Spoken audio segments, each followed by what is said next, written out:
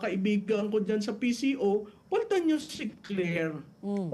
Palitan. Kasi, hindi nakakatulong sa institusyon ng Pangulo. Dahil po, Di ba? Tapos mo na siya, gawin mo na siyang attack dog. Huwag mo lang siyang gawing, Spokesperson. biro mo nasa podium ka, nandun ang silang Malacanang.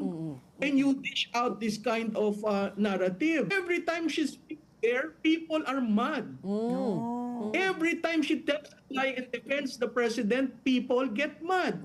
Every time the default narrative is Duterte, people get riled up. So, how do you now break that? Pareho kayong communicators. How do you now break from that mold?